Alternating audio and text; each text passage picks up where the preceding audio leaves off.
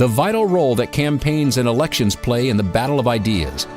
We'll explore that and more on today's edition of Life Matters.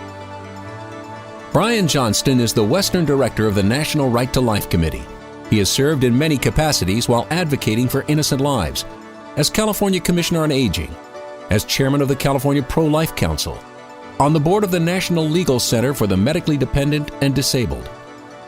And now here's our host, Brian Johnston.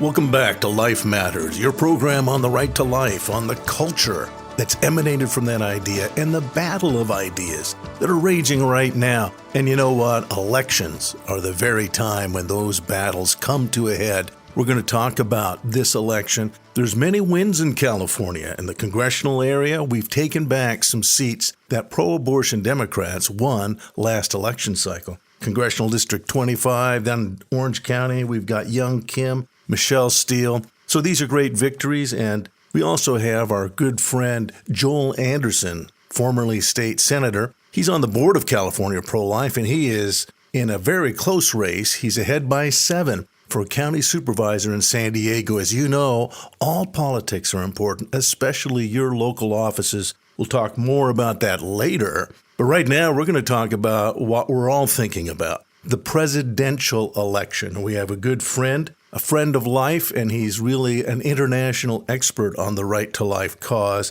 and that's Stephen Mosher of Population Research Institute. And Stephen knows politics internationally, and he knows politics here in America. So I've asked Stephen to come, and we're going to talk about this particular election for the presidency of the United States of America. It's good to have you back, Stephen. Well, it's good to be here, Brian. You've had some interesting insights, and I agree, regarding what's happening with this particular presidential election and the certification of a winner. Why don't you tell us your thoughts? Well, I should first say that, I've been on the Trump train since the very beginning. I went up to New York City to meet with the president, the then president-elect, actually presidential candidate who just announced. And he assured me and the others who were with me that he was going to appoint pro-life judges to the Supreme Court. He was going to reinstitute the Mexico City policy so we wouldn't be funding abortion overseas, which most Americans find absolutely abhorrent. I mean, the latest polls I've seen say that almost 80% of Americans don't think we should be funding abortions overseas. Even the ones who say it's all right to fund it at home object to sending money to, say, poor countries in Africa to abort Africans. So he convinced me. So I'm happy to support the most pro-life president in my lifetime. And I used to write speeches for President Reagan at one point. So where do we find ourselves in the election? My goodness, I was about to say this is 2000 all over again. People may remember that we had a long drawn out election. It ran for 37 days after the November 3rd election in 2000. And it was finally decided by the Supreme Court. In that case, it was only one state. It was the state of Florida, where there were questions about the ongoing recounts. Finally, the Supreme Court had to step in and adjudicate the problem, which is why we have a Supreme Court, which is why we have the rule of law. So where do we find us today? We have a half a dozen states where they're either still counting or there have been allegations of fraud and where there have been lawsuits filed, which will be adjudicated over the next couple of weeks in state courts. And I think most of it's going to wind up in the federal courts, and I wouldn't be surprised if it all winds up again, as it did in 2000 in the Supreme Court, because they're the ultimate arbiters of the rule of law in this country. We have to have laws governing elections, otherwise it'll just be a free-for-all and more resemble, Zimbabwe or South Africa than the United States of America historically. So I'm very happy to see the process play out. I mean, I want every legal vote counted, and I want every illegal vote thrown out. Every fraudulent ballot, every ballot that was filled in by some unscrupulous poll worker in the middle of the night in, say, Detroit or Milwaukee. I don't want those votes counted, because every time you count a fraudulent vote, you're disenfranchising a legal voter. You're canceling out a legal vote. So I think we should all be interested in having a clear and transparent process. And that's what the court system is designed to produce. We don't decide our elections by listening to the media, for goodness sake. Who gave CNN or MSNBC, or for that matter, even Fox News, the right to call elections and decide who our next president is. The only way the election can finally be decided is if one candidate concedes and neither President Trump nor former Vice President Biden shows any sign of conceding, or by having the Electoral College vote. And remember, it doesn't vote until December 14th, when the electors from all the states come together in Washington, D.C., and they cast their vote, and whoever gets 270 votes wins. So we can't short circuit that process. And then, of course, it isn't finalized until, I think, January 3rd, when it's finalized by the U.S. Congress, and we formally have a new president-elect. Right now, we don't. Right? We don't. And people can make all the claims they want. The talking heads, the bobbleheads on TV can say anything they want, but that's not how it works in the United States of America. That's how it works in, I don't know, Vladimir Putin's Russia. When Vladimir Putin decides he's won an election, he just announces it. And Russia television and radio goes right along with him. And of course, in China, they don't hold elections at all. So that's a very different kettle of fish altogether. Yes. So, let's see how this all plays out. There have been credible allegations of fraud, I think, in multiple cities. There have been credible allegations that thousands of nursing home residents in Pennsylvania on the same day all applied for an absentee ballot. Now, I think you could reasonably say that, well, maybe all the nursing home residents in the same nursing home applied on the same day because perhaps the staff was helping them. But in Pennsylvania, I think it's 25,000 nursing home residents purportedly applied for mail-in ballots on the same day. I think that's highly unlikely. Very engineered. Unlikely. Sounds very engineered. I think that's what's very important then is that as Americans who participate in a democratic republic, that just voting isn't the goal. In fact, I think it was Stalin, I'll paraphrase Stalin, he said it's enough for the people to know that there was an election. It doesn't matter who votes. What matters is who counts the votes. And I think too often we're simply content in the idea that there's been an election.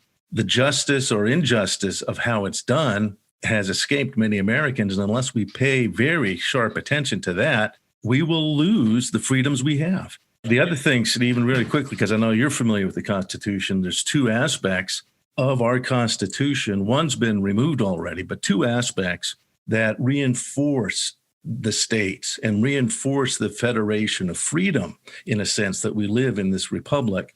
And the first is the U.S. Senate. And originally, the U.S. Senate was designed to give states themselves voice in the federal government. But with the dawn of the progressive movement, the 17th Amendment took that away and basically, for the lack of a better term, created mob rule even of the Senate, that if you could get popular vote, you could get that U.S. senator in, and it was no longer determined by the state legislatures. This was an important part of our founding, is that the states have a voice in this great grand scheme, this very powerful centralized government. The second aspect, of course, is the ability to have the president elected by state. And that's what we're looking at now. It's almost the last vestige of our ability to control the federal monster. Otherwise, we have mob rule. Whoever can control the mob, whoever's content, as Stalin said, oh, we've had an election, that's fine, let's just move on. If we don't realize how fragile our freedoms are, if we don't realize that it is, in fact, this decision on December the 14th, the electors meet in Washington, D.C., and you're quite right about the safeguards. Some of the safeguards instituted by the founders in the Constitution, a brilliant group of men that they were, have been taken away. The direct election of senators now, instead of having the senators elected by the state legislatures and then sent to Washington to represent the states. So, we have a democratic republic. We don't have a pure democracy. Pure democracies tend to degenerate into mob rule over time. But we still have this surviving, Brian. We have the fact that the state legislature sets the terms of the election, presidential election, to be held on November 3rd every 4 years. And it also is the one that elects the slate of electors from each state. And it's, at the end of the day, it's going to be the state legislature of Michigan and Wisconsin and Pennsylvania and Georgia and Arizona and Nevada who decide what slate of electors, Republican or Democrat, they're going to send to Washington, D.C. So that's another check on rushing to judgment. That's another check on the media trying to seize the high ground and convince us that it's all over and we just need to shut up and go home, because this election is far from over. First of all, Joe Biden has not been certified as the winner of any states, not just Michigan or Wisconsin. No state has certified that Joe Biden is the winner. And of course, the highly contested states are headed for recounts, or they're headed for valid and legitimate legal challenges that will determine the ultimate victor. Legal votes decide who's president, not the news media. The American people are entitled to an honest election. That means counting all legal ballots, not illegal ballots. This is the only way to ensure that the public has full confidence in our election. Can you imagine letting an election happen and then, on the basis of media cries for some sort of closure, leaving half the American public with the idea that this has been an election heist, that the election has been stolen? What would that do to democracy over time? And I think that, we should hope that both sides, Trump and Biden, agree with the basic principle that no ballot should be counted if they're fraudulent, manufactured, or cast by deceased voters, dead voters. Dead voters generally can't vote, or ineligible voters. And we've seen Trump calling for that. I wish that candidate Biden would call for that as well. You'd think he would agree with that basic principle, but we haven't heard anything from that side. I mean, look, only a party engaged in wrongdoing would unlawfully keep observers out of the count room and then now go to court to block their access. So what are they hiding? So I think that whole issue of transparency, which is separate and apart from who wins the election, could haunt us for, generation to come. No, it has to motivate us. We had to be motivated to be more involved in the civic process as pro-life individuals. That's been one of our themes here in California pro-life, that this isn't just about caring for babies and moms. We love babies and moms.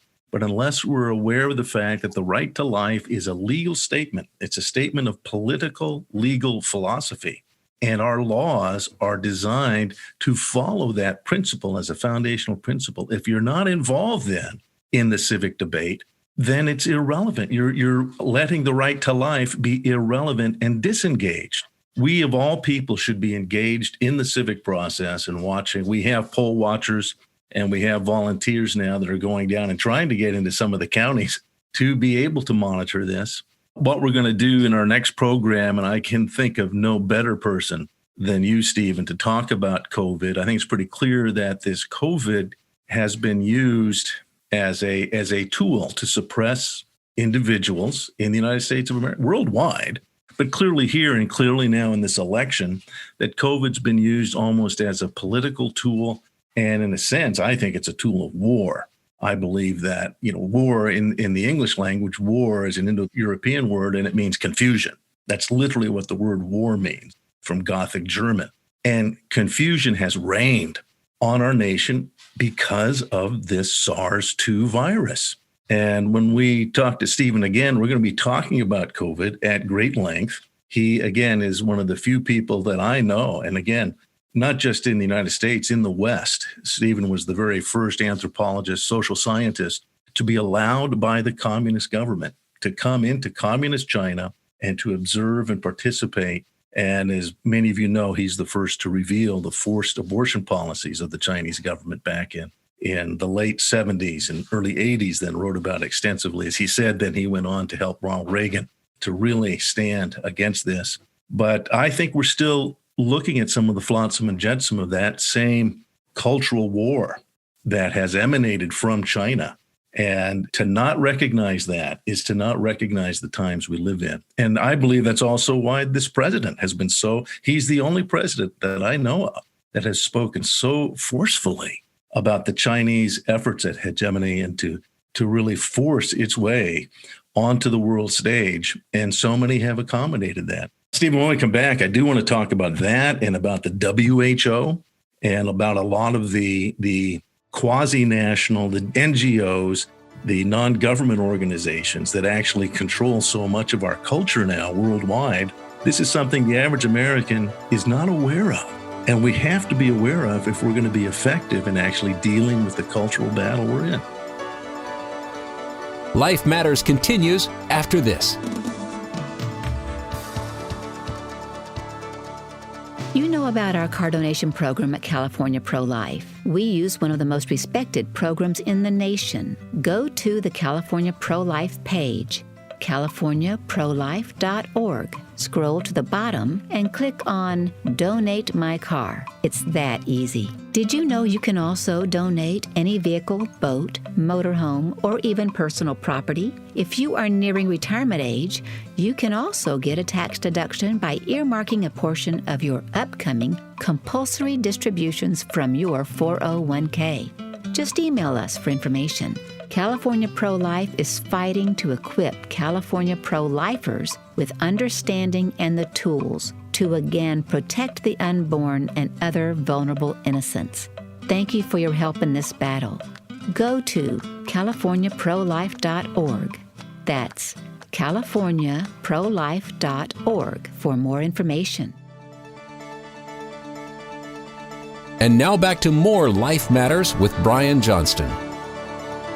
Welcome back to Life Matters. I'm going to take a moment now to talk about a new sponsor for Life Matters, and that's a very special coffee product, Winged Spur Coffee. Winged Spur Coffee is a supporter of life. In fact, one of their mottos is they deliver immediate freshness, personal delivery, and they share their profits with life-affirming nonprofits. And we are one of those groups. Winged Spur Coffee was founded by some missionaries who've traveled abroad, and also they're still domestic missionaries. But in their travels, they came across some excellent exotic coffees. They bring it to the United States and they roast it here. And then at your request, fresh roasted, they ship it directly to you. And best of all, they share some of their profits with us. This is Winged Spur Coffee. You find them if you go to Winged Spur. That's all spelled out, WINGED SPUR, coffee.com. I really like their coffee. We tried it out.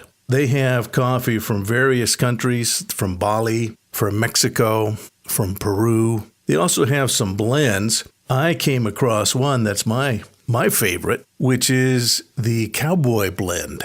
Now, when I was a kid, I used to make cowboy coffee at camp, and I'm sure glad this isn't that coffee, because this is a blend of coffees. In fact, they call it the king of the cowboy coffees. I really like it. It's some of these exotic blends that are blended and roasted, and it's really a wonderful coffee. But they do have their own special imports as well, and you can get a hold of them if you go to wingedspurcoffee.com. Immediate freshness, that's their specialty, is exotic coffees, roasted fresh at your request. And then they fly it to you. It's delivered by first-class mail, and it's really good stuff. And again, they share their profits with other life-affirming nonprofits. So that's Winged Spur Coffee. Go to wingedspur.com, or if you go to the California Pro-Life Council website, you can see their little icon there, and that'll click you right through to Winged Spur Coffee. Again, a new sponsor for Life Matters. We really appreciate their commitment to life.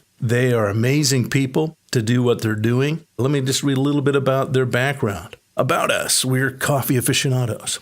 But much more than that, we at Winged Spur Coffee enjoy and live life to its fullest. Each of us have come from the nonprofit world, and that's because we live our lives committed to helping others live their lives more vibrantly and fully. We secure some of the most delicious organically grown coffee in the world. We roast them fresh and race these aromatic and savory coffees directly to you. You'll taste that rich fullness brought to you personally from afar. If you're involved in a nonprofit, life-affirming work, we not only want you to taste and share these coffees as a joy, we want to help you in your work too. And that's what they do with California Pro-Life and Life Matters. So you can contact them if you work with a pro-life organization. But I got to tell you, taste the coffee first. They have a sample pack. It's very good. Let me read on. Many of our missionary friends developed their taste for third world coffees and have requested those beans and roasts. If you have experienced particular favorites in your travels,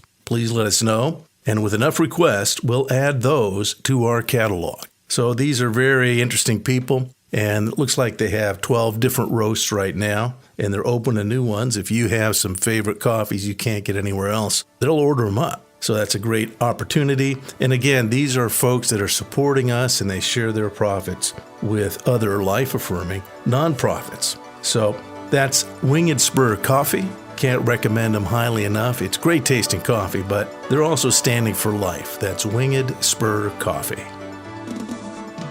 Life Matters continues after this. Life Matters is sponsored by the California Pro-Life Council, the state affiliate of the National Right to Life Committee. To find out more on how you can help and be involved right where you are, go to californiaprolife.org. That's californiaprolife.org. We'll tell you how you can get involved in your local community, how you can be effective if you want to be a pro-life speaker. We have training programs and open doors of opportunity for you to speak on the life issue. If you'd like to donate your car or a boat, you can do that at californiaprolife.org. Car Easy makes it easy, and you find that on our website. We get the most of any donation program. Car Easy allows us to get the most out of your car. Maybe you're not getting the trade-in value you wanted. Maybe it's just not running the way it used to. Let your car be used for life. Go to californiaprolife.org and find out what you can do to make a difference. californiaprolife.org. Be sure to subscribe to the Life Matters podcast with Brian Johnston. Go to lifematters.life to subscribe. And now back to more Life Matters with Brian Johnston. Well, it's always great to have Steve Mosher on. He's an old friend of mine, personally an old friend of the program here at Life Matters. And Steve is just a man of wisdom and experience. We're looking at one of the most extraordinary moments in American history, and I hope you appreciate that. Many of these states, Wisconsin, Michigan, Pennsylvania, Arizona, Nevada, I have pro-life friends in those states that work with the pro-life movement there. And it's a little bit ironic if we look at how this has been approached by those who are doing the county. Let me give you Nevada, for example. It was insisted that they not allow other observers in, that would be disruptive, but that's required by law. And yet they did prohibit observers of the count. Since it's Nevada, since it's Las Vegas, I just can't help but compare this to going to Las Vegas and going there to bet. I don't do this, but I've played poker. If you go in and want to bet on a poker game, but they keep you out until they've already dealt the cards and then have you sit down and wager, there's something wrong with that game. If they're not going to let you watch as they deal the cards, you know there's something not quite right. And yet that's exactly what happened in Nevada. The prohibition on anybody monitoring or watching how they do the vote count. This is a very, very sinister situation. And if nothing else, regardless of what comes out of this, I think we have to realize that there is a real battle going on, and people of goodwill need to realize they have to stand up for what's right. And just like in Las Vegas or at any gambling situation, if you go down to the county fair and want to throw little hoops over the milk bottles, do they fit really? Is it possible that you could be getting taken? You want to double check. In fact, even at that hoop toss, they'll show you that the hoop can fit over the milk bottle. So if you want to get the Cupid doll or get the stuffed animal, you have to be able to prove that it can be done. And yet when they prohibit people from monitoring these votes being counted, and this is much more important than a Cupid doll or stuffed animal, this is more important than a poker game where you might have $1,000 in the pot. If they don't let you watch as they deal the cards, how can you possibly trust that you're getting the right answers, you're getting the right cards, that they don't somehow know the end already? And so this is a serious moment in American history, and it's up to us as straightforward and honest people to ask, to demand, to see what is right and just, and not simply accept it because the television or radio tells us to simply accept it. There are objective facts, and the law is set up to allow objective observers to have checks and balances. And so in this election, don't be bitter, regardless of what happens, by the way. Don't be embittered by this circumstance. Make sure that we learn from it. I think there's many people who have been historically Democrats who aren't anymore. They've had enough. They see the Democrat Party has changed